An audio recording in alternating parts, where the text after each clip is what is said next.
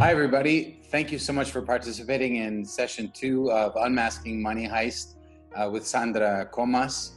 An amazing session. Thank you so much, Sandra. And just wanted to share with you a few clips from that. So if you missed part of it, or if you wanted to refresh your experience, your memory of it, enjoy the clips. And we will see you all in Unmasking Money Heist session 3 on July 14th. Thanks very much, and see you then.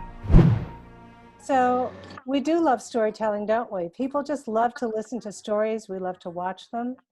And this is part of the way that we think and that we learn. We also have behaviors ourselves as individuals, and these behaviors also can be in patterns, just as we saw with the archetypes. And finally, as we're especially learning in this time of the pandemic, we are social beings and we like to be with each other. We like to have communication, and we're quite skilled at giving and receiving messages, as evidenced in our love of living with some of the brand symbols that we have discussed previously. We saw some extraordinary symbols from a variety of companies. We have 3 primary objectives in today's session. The first is to understand why leaders exist at all. Why do we seek leaders? Who are they? Are we among those leaders? Are we on the path to becoming leaders? And if so, why? Why would we want to do that? Another matter that we will focus on has to do with how leadership is represented in the Money Heist, and why, in our view of Money Heist, we have found so many extraordinary examples of the ways in which we think about organizations and groups of people and the kinds of businesses that we form for specific purposes. So we'll look at how Money Heist looks at leadership and how it shows that real life matters sometimes succeed and sometimes they don't. And part of leadership as well is how you succeed and your response to it. And most particularly, if you fail, how you respond to that. And finally, our last point is to do a deeper dive into management and how management has grown so much over the last 30 or 40 years and has become really the principal area of study in business schools around the world. And it has enabled the growth of companies from about 300 people, which was the largest size of a company that Mr. Engels knew when he was friends with Karl Marx in another century. And that just in about 100 years or so, we now have companies who have products and services that reach out to more people every single minute of every day than has ever occurred before in human history. And additionally, that the number of people to which these companies are reaching is greater than the populations of any one individual company. So first, let's have a look at who are the different organizations in the Money Heist. Who do you think constitutes an organization? Do you think that the professor has succeeded in taking the money heisters themselves? I've just made up that term. I hope it's all right with everyone. But do you think, because they're not really thieves, are they? Well, at least according to them, they're not thieves. But the money heisters is a group of people who are led by the professor. And we have a whole story of their origin. As Brian Hallett had mentioned in another session, the story of an origin is incredibly engaging and powerful to all human beings. And this series also begins with a sense of origin. We find out how the group was formed, where the people have come from, a bit about their backgrounds. How did they end up here? Why are they the chosen people to take part in this extraordinary event that brings them together with principles of police and law enforcement, in this case in Madrid, kidnapping students and their teachers who have come to visit the Royal Mint for a day, and rather than having a field trip, find for many of them that they learn a great deal about the frameworks of different groups and the collision that can occur when they come together. And finally, the fourth group, whom we get to know better as the series goes on, is the public itself. Why is it that in learning about what the money heisters are doing and understanding of the developments that are going on in the Royal Mint, why is it that the public starts to take on this icon of the Salvador Dali mask and use it as a symbol of protest? How does that happen? And so when we're going to look at a film clip in a minute, but when we look at it, we see all of these different groups have come together. And all of them have their own leaders, and all of them have their own cultures. They all have their own modes of management, and they all have different challenges. Perhaps most importantly for us is to understand that each of these groups is composed of people who are both alike and similar, who both have leadership frameworks and respond to that, all of them. And yet in the end, there's a key moment that we'll see shortly where they all come together and share a similar human emotion.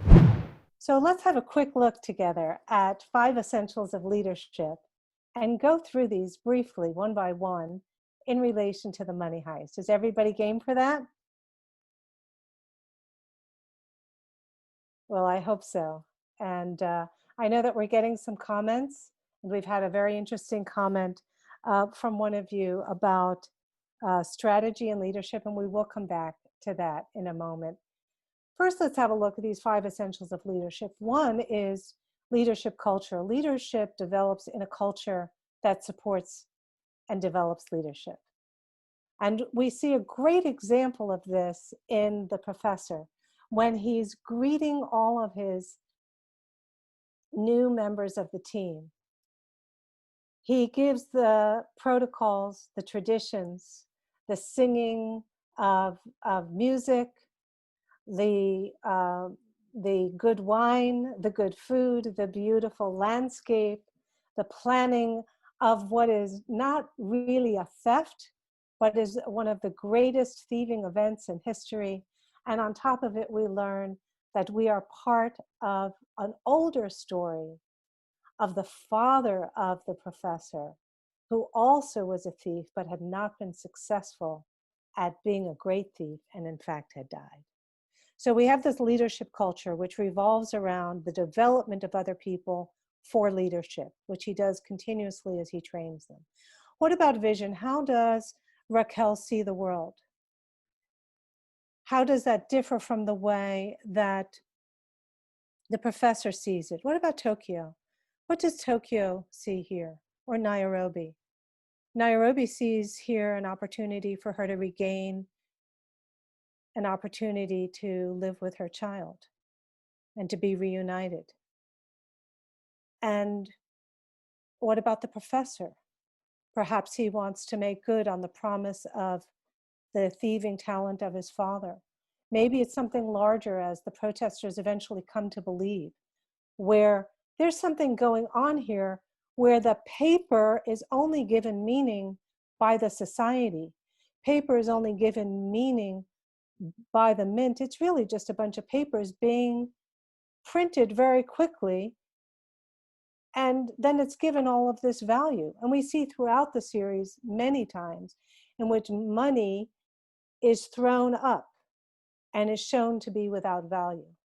And indeed, we find in the course of the series that there are other values that are greater than the value of the money itself. And so we learn something that's relevant to us in business, which is that money is an abstraction that may represent to us, as it does to the people in the series, something else. Maybe it represents freedom. Maybe it represents control. Maybe it represents the possibility of having power.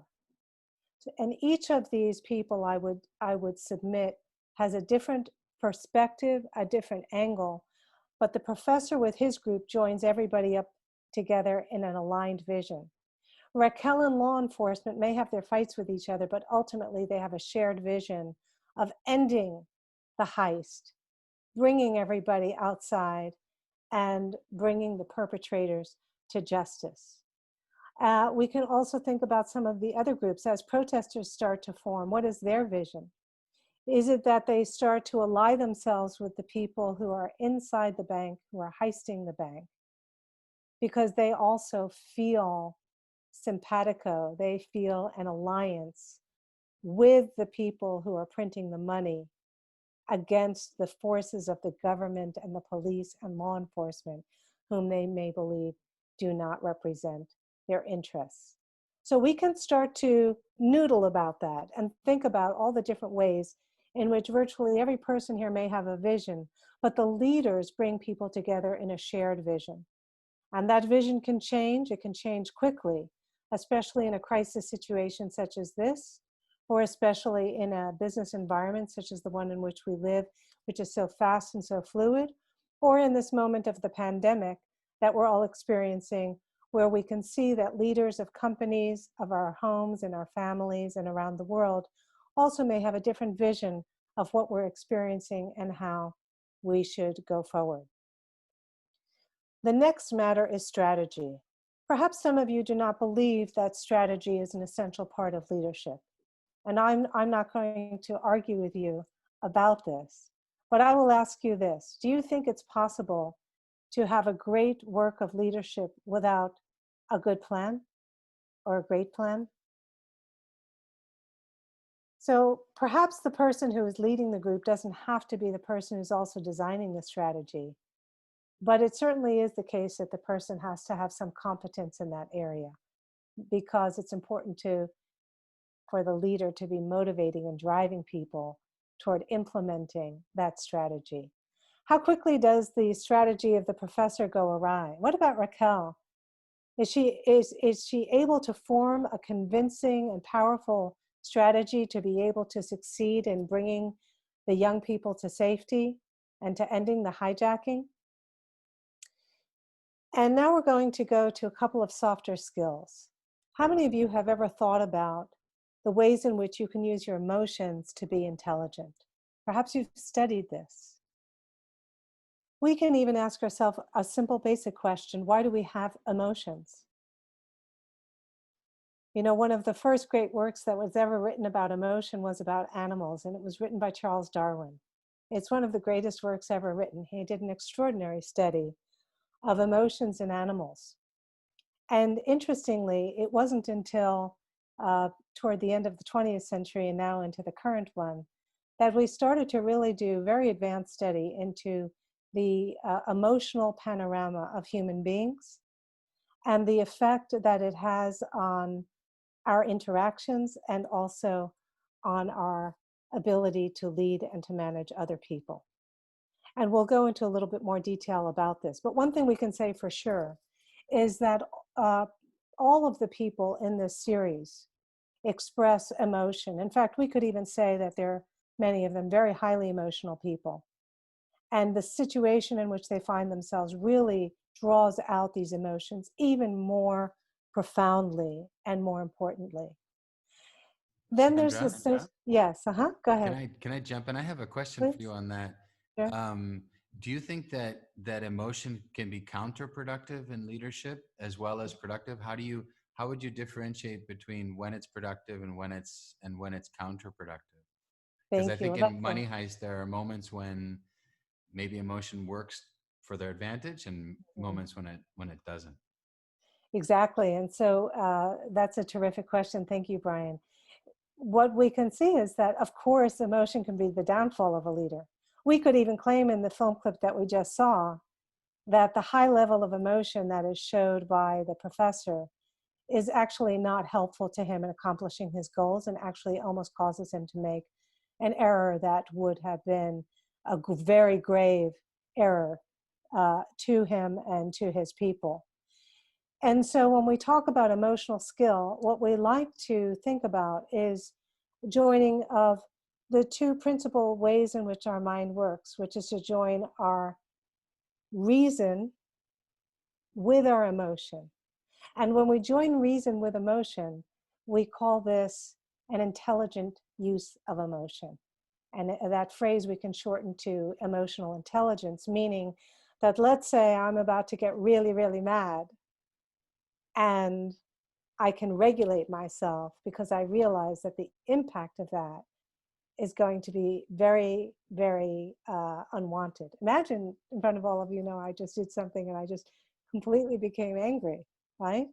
So that would create also a feeling of unpredictability. And so for a leader, this is especially important because by showing emotion that's out of control, you actually produce fear and instability. And those are the opposite characteristics of what a leader wants to produce in her or his group, if that makes sense to you. So I'm also going to mention here the social skill. And the social skill is incredibly important because, as we can see, we have people here from different countries, different cultures, different age groups, different places along the sexual, romantic spectrum. All of the people in the series have had very dramatically different lives. We have the young girl who, for example, is the daughter of the ambassador. Is she able to demonstrate a superior social skill with the kidnappers throughout the series in such a way that she is not able to fully prevent psychological and perhaps to some extent physical damage to herself? Nonetheless, it's very clear that she shows great social skill with a number of the hijackers. And as a result of that social skill, which is superior to that of most of the people in the series, she is actually able to help to create a solution and an escape for the people who have been kidnapped. And we will see many other examples of this. We could claim that the professor's great skill in getting closer to Raquel and therefore being able to be a spy on what Raquel is actually doing against him and his group is partly because the professor, although he appears to be introverted and unable socially, does have the social skill to draw people to him through his apparent uncertainty, which is exactly what he does with Raquel. We can also look at the concept of intelligences, which we will go into in further detail.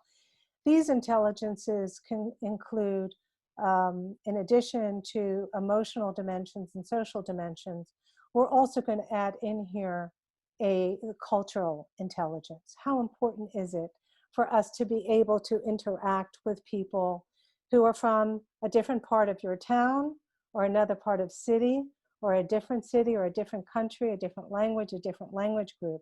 So cultural intelligence refers to all that, but it also refers to the intelligence of combining human cultures that form when human beings live in groups and being able to combine that in such a way with other forms of intelligence that objectives can be achieved. The one last intelligence that I'll mention here, which is so important, is the one that many of us grew up hearing about, the IQ, or intellectual quotient. And what we can see is that there are also all different kinds of intellectual intelligence. Do you have street smarts? Are you really good at the kind of reasoning that's associated with math? Are you a person who has exceptional social skill? And so one of the ways in which is, as we predict a bit what we'll discuss further in the next session, when we form a team, we may be looking for people who have strengths in different areas of these intelligences, so that as a whole, those different people become one body, if you will, each of whom is making a different contribution because they have different types of intelligence to contribute. But I just want to make one important point here, which is that just as we're talking about the 4 different groups in the money heist, we also see very different sets of values and beliefs. In other words, each of these groups has a different set of biases, a different way of looking at the world. And that immediately means that when a decision has to be made, that they are going to make those decisions on the basis of the information that they have, the context that they're in, and the capabilities that they have. In other words, they will make decisions based on their values and beliefs. And so it's very important for leaders to know what the values and beliefs are that they have in themselves and that they have for their organization, because those values actually are going to drive many of the other elements that are here on this slide. Certainly decision making, especially in a crisis, because it's in a crisis that one has to make a fast decision. And those decisions will spring from one's values and one's relationship with the other people in the group.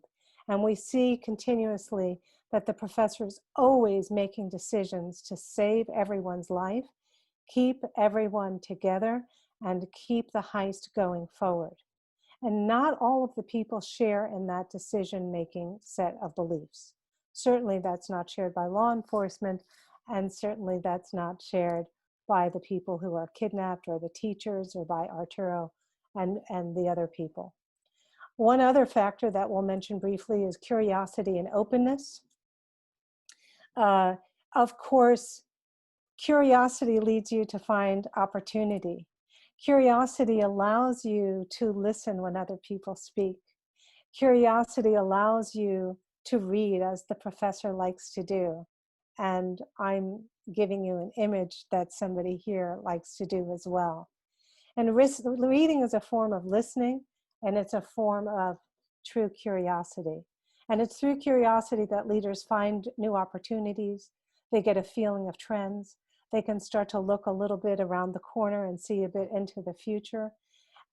And that curiosity oftentimes generates new ideas, creativity, innovation that can have an enormous impact on a business, no matter what its size. If we look for a moment at this particular mask, and these masks, in a sense, to us represent not only brands, if you will, or icons, or socio-cultural matters, these masks also, as we see in this particular image, are showing us that people can change masks. And so it is possible, if we were to continue with that thought process, that perhaps each of the people in the money heist, all the way around on every single group, perhaps each of these people is wearing a mask. Perhaps some of you know the great film Men in Black, which is one of my favorite all-time films. And in Men in Black, we see that even though people seem to conform on the outside to being sort of made of skin and bones and having two eyes in the front of their face and a mouth and a nose and so on, once they take off their bodily costume, they become all different kinds of strange and weird creatures. And there is a way in which, in the money heist, we're given a vision from these four different groups, but also from individuals. And when the series first goes to this particular mask, the scream, we ask ourselves, what is the point of view of the group now that they have decided to put on the face of the screen? And I ask you that question, and feel free to go ahead and answer it if you wish in the chat. One thing that we know for certain is that this is a painting that is every bit as powerful culturally as the series The Money Heist itself. They're both works of art that bring together many different aspects of human life and human behavior, leadership, and management. And in this case, in this moment of the series, rather than looking like the rebel, we are looking like that figure painted by Munch of the person who is screaming in a kind of deathly way. We talked a moment ago about emotional and social skills, and we're just going to have a quick look at these. All of these have in common persuasion, negotiation, influence, and networking. A couple of elements that I'd like to just bring out. And one of these, of course, is to inspire trust. It will not be possible to persuade somebody to negotiate in good faith, to influence someone productively, or to network effectively if we do not build relationships of trust. Another matter that joins all of these different skills is not only the matter of trust and bringing people together in that way, but having credibility. You know, if I were to start to speak to you now about the internal mechanics of a Porsche, I would encourage you not to be persuaded by what I have to say, because I know nothing about that. And so it's important to be able to persuade with evidence, with knowledge, with credibility, with experience, and with matters of shared values. And all of this is true as well with negotiation, which again, we can talk about more on the Slack. Influence, you're not going to be able to persuade and influence people without this opportunity and networking, of course. I do want to move forward to one last poll and film clip, if we may. We've mentioned already these different kinds of intelligences, so I won't go through them again. I will just add that it is not to be underestimated, the power of interpretation, because 5 people could all see the same thing and have the same experience and have very different interpretations of that, and therefore come to different minds about it. And so the capability of being a good interpreter and being able to join that interpretation, your view, and align that with other people is a great act of leadership. As we come now to our last slide and we begin our Q&A session, for those people who would like to ask a question, I'd be very happy to respond. The questions will be given to me through the chat, and we can be here probably for another few minutes, and I'm delighted to hear your thoughts.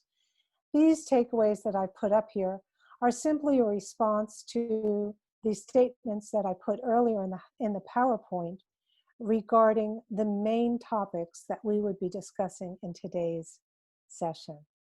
And some of them, you can look through them and read them silently, or I can read them aloud, but we can think through what is it that people seek in leaders. So if you are a leader or want to become one, what do you need to learn? What skills do you need? What do you need to get better at in order to be able to become that leader that people seek?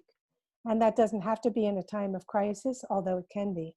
And then what about failure? There's so many failures in the money heist. And if you want to go out onto the internet to YouTube, you'll find tons of mistakes that they made when they were filming. Failure is part of the human experience. And it's not whether or not we fail, it's what we take from the failure, how we respond to it. And it's often the case that the greatest leaders are those people who have had great failures in leadership and therefore have learned from them. What are the successes of the leadership? Well, I don't want to give away the ending, but there's a lot of successes in the leadership on all sides. And so we can think that through. Law enforcement and the police are shown a bit to us as having been losers in this. And the students and the teachers end up in a kind of limbo, if you will. Some people have been impacted more severely than others. For all of them, it was unwanted, but all of them have had experiences that are likely to result for many of them in having a greater opportunity for success because they have lost some of their fears. And Arturo represents that in the show, that he's lost his fear. And at a certain point, when other events happen in later episodes in seasons 3 and 4, he's not fearful. And it's a way in which he demonstrates leadership. We might ask what he does with that leadership, but he demonstrates it. So you can read the rest of these to yourselves.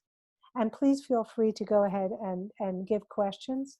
And the people here with us will go ahead and you can take the mic and you can tell me some of the questions or whatever you think is best. So there's a lot of really interesting questions, New York. Okay. So one of the main topics that is being discussed in the chat is a sort of a nature versus nurture. In other words, are people born with leadership or can leadership be developed? One person asked about, can all leaders be managers, but not all, but all managers need not be leaders. And so there's sort of this question of is it a natural ability or is it something that people can actually work on? That's a great question, and it's a really important one.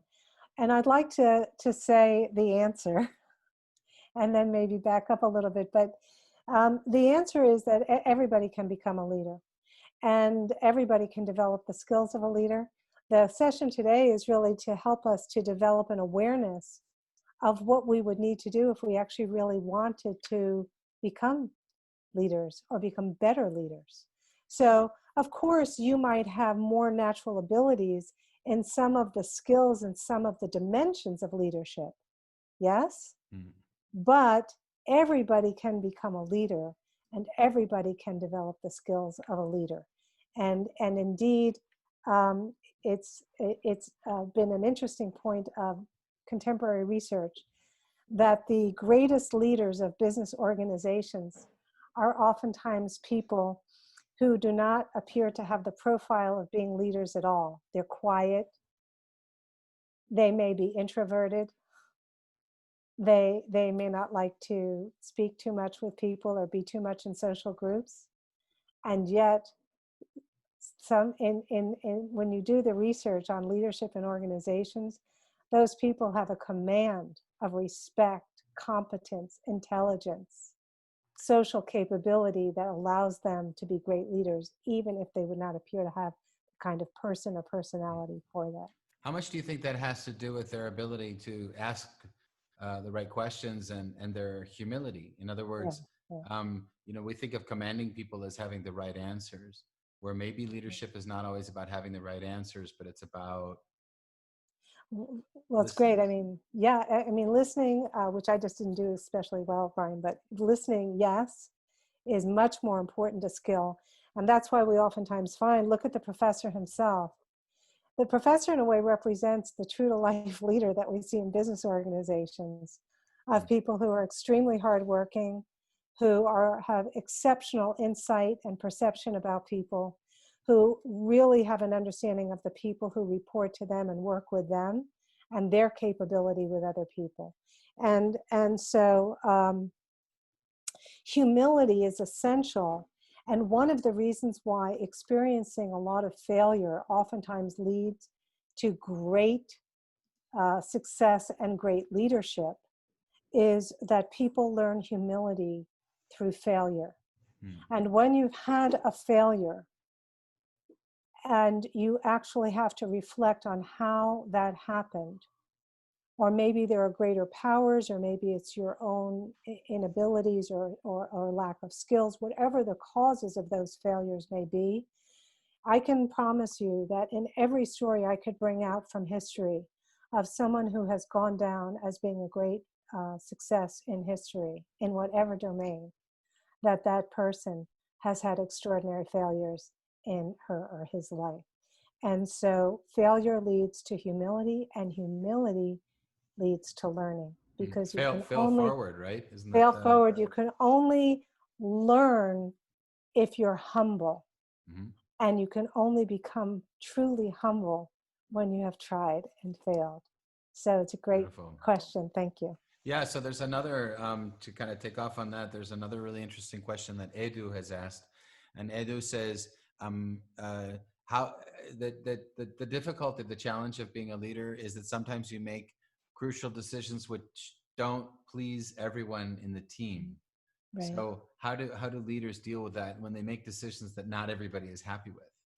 So that's a great question. And I'm going to refer you to a great article by a researcher whose name is Rosabeth Moss-Cantor, and I can put this in the Slack discussion, if you will, who talks about